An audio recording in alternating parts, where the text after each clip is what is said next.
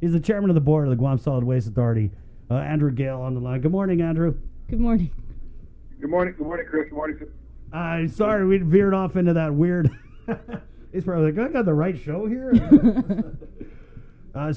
We wanted to bring you on. And first of all, I know I talked to you yesterday. People were asking questions about the pickup of recyclables by the Solid Waste Authority, and that has been resumed as of last week, Andrew? Yeah, that is correct. The Guam Solid Waste Authority resumed the pickup of curbside recycling, the curbside recycling program. Last week was again the first week of the month. So, your recycling, your residential recycling is picked up twice a month. You're either on the first and the third week of the month, or the second and the fourth week of the month. And so last week was the first. So if your cycle was on the first week of the month, then your neighborhood got picked up. If your neighborhood is on the second week of the month, then you'll get picked up this week. I guess just playing catch up, Andrew. How did the COVID and the pandemic, the public health emergency, affect the operations of GSWA? Well, it operationally, I mean, we're still operating, right? So during the lockdown, the sanitation workers, the garbage collectors, they were considered essential employees. So all of the that's why all the garbage kept getting picked up. Recyclables didn't really fall into that category of a public health issue, right? So, but you need to pick up garbage.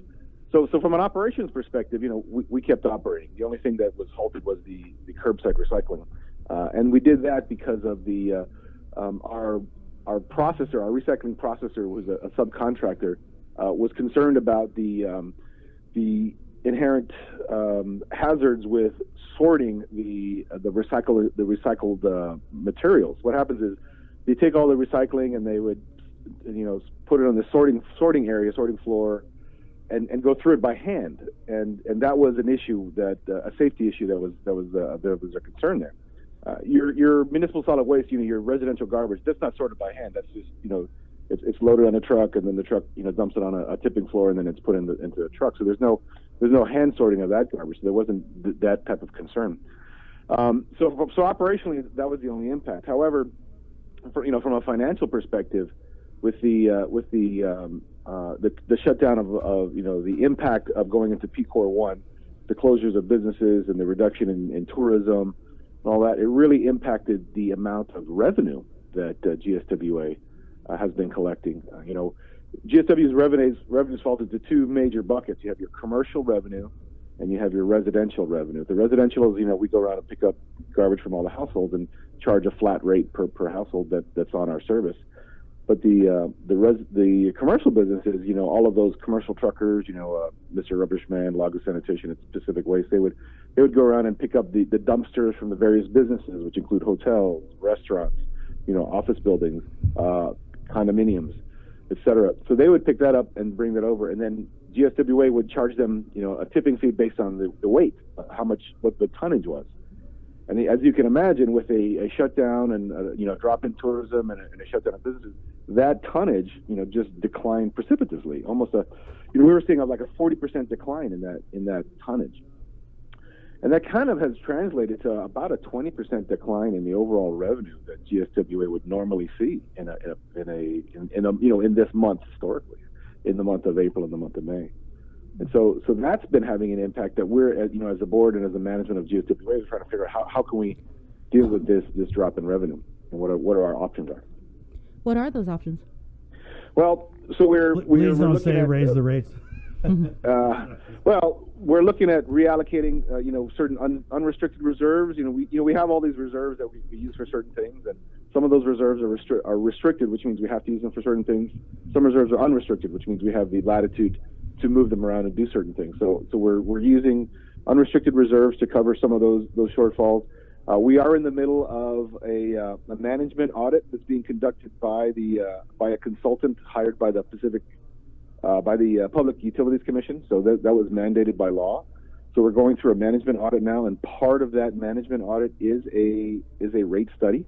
So we're looking, so that this third party is analyzing not only our operations and our structure, but they're analyzing, our rate structure, and they're looking at what our current operational requirements are, what our current reserve requirements are, and what our future reserve requirements are. So So those are the types of things that are being analyzed. Now that report is still in draft mode, and it won't be finalized maybe till later this month or next month, and will be presented to the PUC.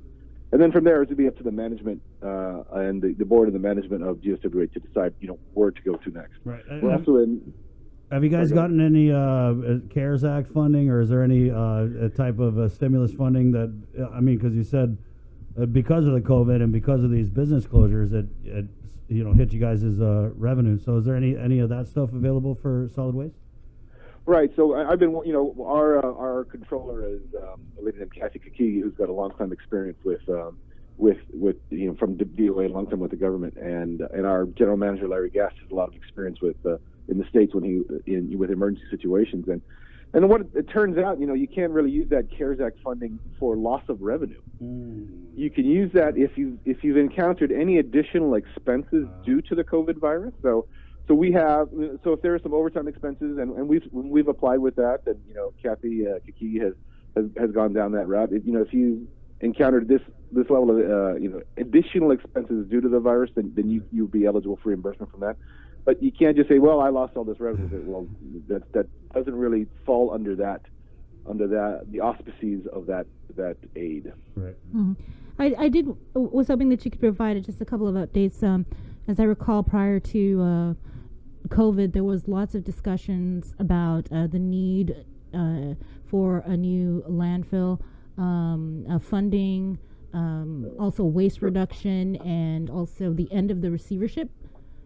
Sure. Could you provide an update? Just throw them all out there, huh? Yeah, before I forget.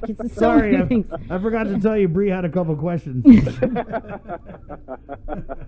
Okay, first one.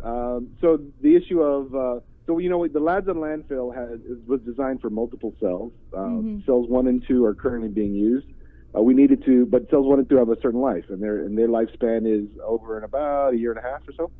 And so we had to start building a cell 3, and so we had to go through this process. And this was still under receivership and in the court, and and then we had to go out and get funding. So we worked with GITA and got some funding. We did not have the reserves. There weren't enough reserves in the GSWA that were set aside with the receivership and control, and to completely build and fund this third cell. So we had to go to the bond market and borrow some money. Now, the way that worked out was it was the government of Guam, was the main sponsor, and it was backed. And the GSWA had to sign a covenant that we would reimburse the government of Guam for this, because as an agency, fledgling autonomous agency, we didn't have the history to get it on our own. Like the GWA just got their bonds, recently, but that was they've had a history now, so they can go out and get the bonds on their own performance. But we had to basically have essentially the Gov Guam, I wouldn't say co-sign, but it's similar, right? So they had to go out and borrow it, and we agreed to pay them back. So that's part of so we have debt service. So we're reimbursing Gov Guam for that debt, and that's funding the cell 3. And that contract has been awarded and it's being constructed, and we're on track. We're on track to build that, and we should be done by sometime next year, in time for when the cell 1 and cell 2 have reached their capacity. So that's on track. We are still in receivership right now, in a partial receivership. The operational and the day-to-day operations of the Guam Solid Waste Authority have been turned over to the current the board and the management team of Guam Solid Waste Authority.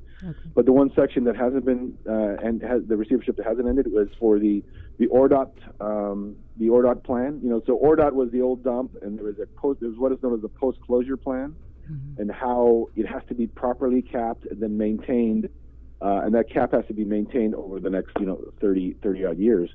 And then it has to, you have to collect the wastewater properly. You have to collect you have to make sure the methane gas and all those other byproducts of a decomposing, trash is handled properly. So all of those plans are being worked out, and the court, at the insistence really of the U.S. EPA. Remember, the U.S. EPA is the plaintiff. Really, they're the ones that sued Gov Guam over that dump, and so they insisted that the receiver remain in charge of that particular aspect until the post-closure plan was finalized and approved. And so that was supposed to actually happen this month or next month, but obviously the COVID had an impact on that, on the completion of that plan. Mm-hmm. Various testing couldn't be done on time. People were, out, were locked down, so it just delayed productivity. So the way it looks now is the plan will get complete maybe sometime don't hold me to the exact date. So I think sometime in July. Then it'll go through a public process and an approval, and then EPA, and then it looks like the very end of it will get an approval by beginning of October, mid-October, and at that particular point, the complete receivership could be, could end. Again, that's up to the judge in the court in the case, but that is the latest calendar we're looking at right now. Wow, it's about a mid-October ending. Again, then that's that last piece, and then GSWA then will be responsible for providing the funding for that for the ODOT post-closure. Wow, thank you for the update. I mean, since the COVID, it's you kind of lost track of everything that's been going on, especially with the solid waste. Because I thought that the receivership was going to end at the end of April. Yeah, it was on track. That was the original plan, but then again things got delayed. Right. So that's what we're working with. Okay. So we are, and the other thing is, the other aspect is we are working with the governor's office, and she has been very receptive, and we're working with the governor's fiscal team on our revenue shortfalls and how we're going to be able to handle that. So we're that she's got a pretty sharp team up there. So Kathy and team are working with them to figure out what's the best way for us to address our issues and continue to meet our number one priority, which is the handling of municipal solid waste here on the island. Mm-hmm. Okay. I guess I just wanted to ask about illegal dump. I mean, my questions seem kind of lame compared to Bree's. But illegal dumping? Yeah, so we're talking with Lieutenant Governor Josh Tenorio, and there was an idea that he had floated around about tackling illegal dumping. And do you think that GSWA would have any role? Would you guys want to be involved with an effort like that? And if so, what would your role be, or what do you envision?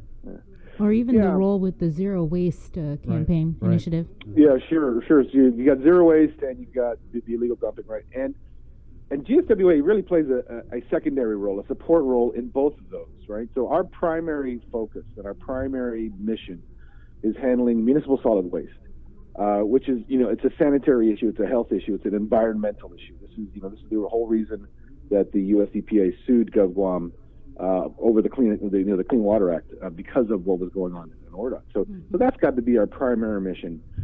Now we would be in a support role in both an illegal dumping issue or a recycling issue. We could be a participant, and we are a participant in the recycling effort here in Guam by doing the curbside recycling. But we can't be a funder. We really should not be a funder of the recycling initiative, and that's kind of what's going on now. I've talked to Senator Perez, and Senator Perez understands that there needs to be there's this revolving recycling fund that should fund this recycling effort. So there's issues behind the amount of expense that the recycling effort is that the GSWA is bearing itself. Right. I don't know if you remember, the receiver had gone into the court and said, "Hey, these are the rates for your residential pickup, right?" And they raised them up and eventually settled at about the rate it is today, which is about $30. And that rate has been in place probably since about 2013, maybe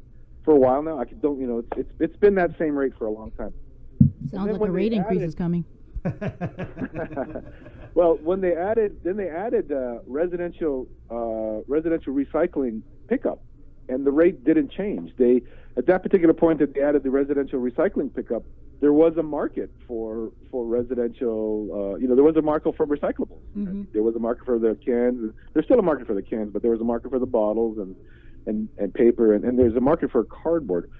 But what's happened is since China stopped accepting recyclables and things like that, I mean, that market has gone away, and so it's turned from a revenue source to an expense.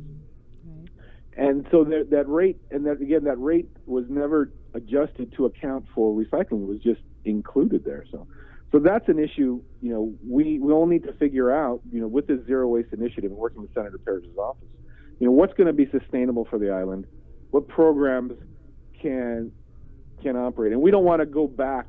We don't want to go backwards. We've got people that are recycling, that are, separating recyclables now. It's on their minds. We don't want to go backwards from that.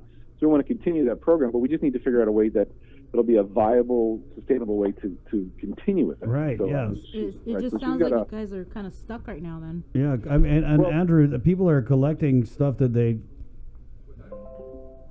can't get rid of, or that nobody's buying, right? So I mean, well. Right. So we have to figure that out, right? And so that's one. And the other one that you had talked about was the illegal dumping, right? So what is going on with illegal dumping is people, for whatever reason, have a mindset that, well, I'd rather dump it in the boonies, dump it in the garbage, than pay for it, right? We have residential transfer stations that people can come in and dump their garbage, but that cost, if you're just dumping solid waste or municipal solid waste, there's a fee to that. We have a residential cart program, so you can pay a monthly fee and we'll come pick up your garbage. But if you don't want to do either of that, then an option would be, I guess, the mindset is, well, I'd rather just, dump it in the boonies and not worry about it. So one, related to tackle illegal dumping is really two things. And again, this is just my opinion. I'm just sharing an opinion here. Yeah. Is the mindset, right? Is that, you got to win the hearts and minds of people. Say, look, this is not right. Take pride in your island. Don't do this. I mean, I think that's the Guam Beautification Task Force. I think what you guys were talking about earlier is really, should be all about that. And I, me personally, and GSWA, we support that. All of those efforts when they come to the GSWA and say, hey, we're doing this island-wide cleanup. Will you accept the trash without a tipping fee? And we say yes. That's part of our corporate citizenship. Our part of being a community. We will, even though there is an expense to us for all that. So that's one, the mindset. And the other one is, how do we get more participants in the residential trash collection? Right. GSWA has about 19,000 residential subscribers.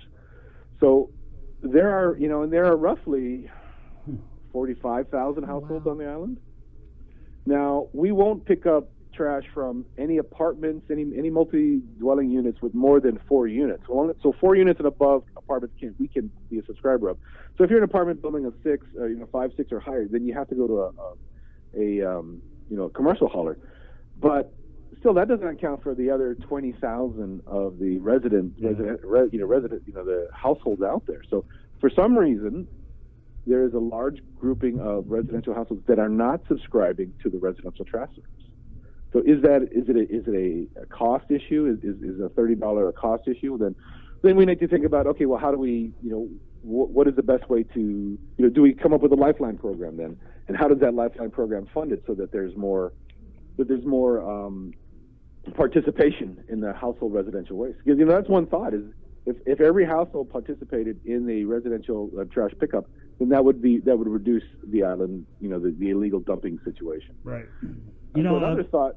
What other jurisdictions have done, not Guam, but other jurisdictions have done, is they've made residential household waste collection mandatory, and it is just included with some other portion of your utility bill. It might be included. Some jurisdictions included with your property tax. So the owner of the property is responsible for the household waste, right?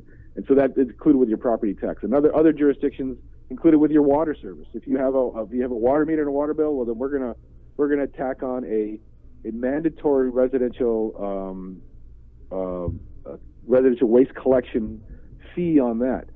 And when that is done, then your cost can be kind of spread out over a larger base, and so your rates can actually decrease because now you're spread out over a larger base.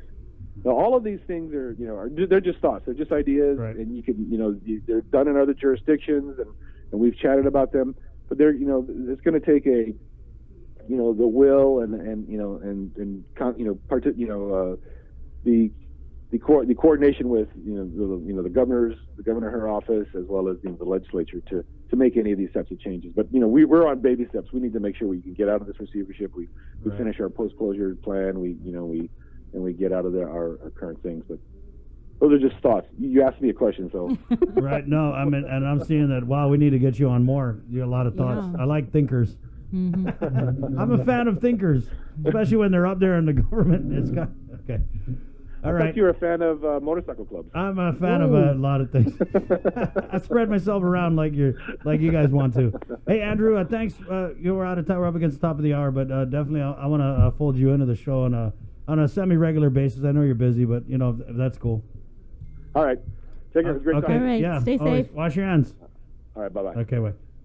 8:56. Hey, let's bring our.